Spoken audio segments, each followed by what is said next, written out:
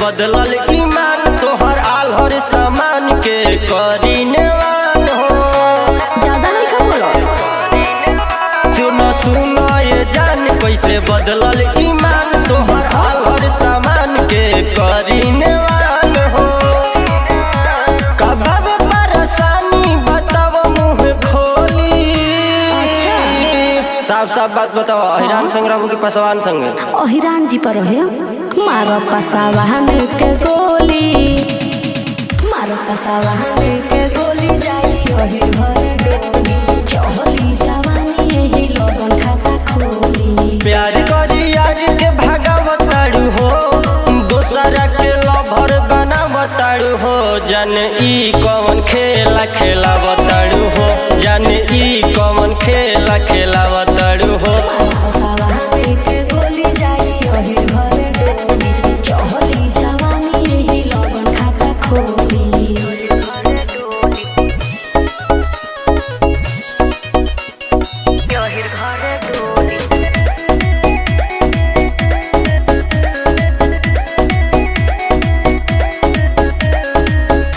कहिए से पड़ल बानी हम तोरा पीछा, आज लेना पूरल हमार कवनो होइछा।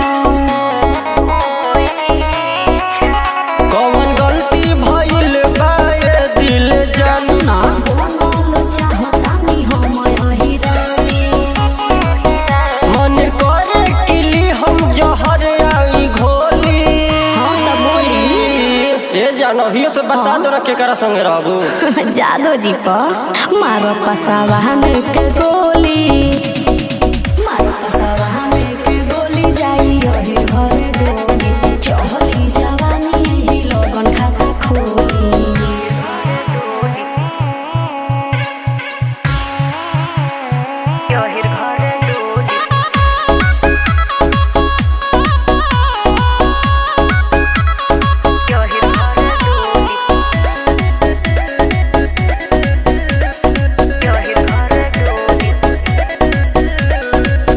देलू इतना बड़ कैसे डिमांड हो।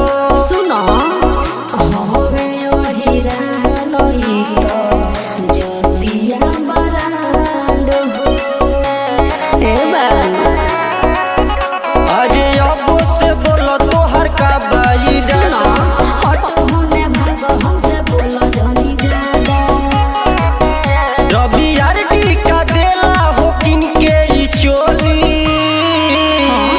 देखो यार लास्ट बार पूछो तनी केकरा संगे रहबू। जादो जी पर मारो पसावान के गोली, मारो पसावान के गोली जाई ओही घर डोली, चहली जवानी यही लोगन खाता खोली। भाग करिया हम नेचुरल ब्यूटी नु है, जादो जी पर जाए ई ना मानी।